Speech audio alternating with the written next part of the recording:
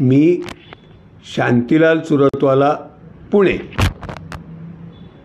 गेली 5, 50, 100 वर्ष महाराष्ट्राने ज्यांना ज्यांना उपजीविका दिली, ज्यांचं ज्यांचं घर चालवलं, ज्यांना ज्यांना दाना पाणी दिला, त्या सगळ्यांच्यासाठी मी बोलतोय. आजचा सकाळ, महाराष्ट्र टाइम्स, कुठलाही वर्तमानपत्र वाचा, गुजरातच्या पांढऱ्या कांद्याला निर्यात सुरू करून टाकली आणि महाराष्ट्रात जो लाल कांदा पिकतो त्याच्या निर्यातीवर बंदी घातली.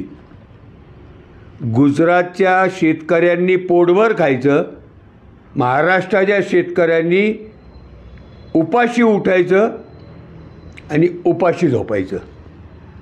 म्हणून मी गेली अनेक दिवस तुम्हाला सगळ्यांना हात जोडून विनंती करतो की आत्ताचं भारतीय जनता पक्षाचं नेतृत्व महाराष्ट्राला उद्ध्वस्त केल्याशिवाय राहणार नाही.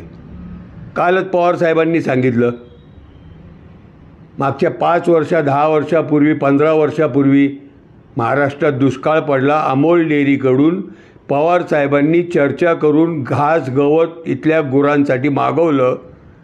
मुख्यमंत्री त्यावेळेला होते नरेंद्र मोदी साहेब. त्यांनी अमोल डेअरीवर गुन्हा दाखल केला. महाराष्ट्राचा द्वेष करणाऱ्या माणसाला महाराष्ट्रातल्या कुठल्याच पक्षाने मतदान करू नका रे.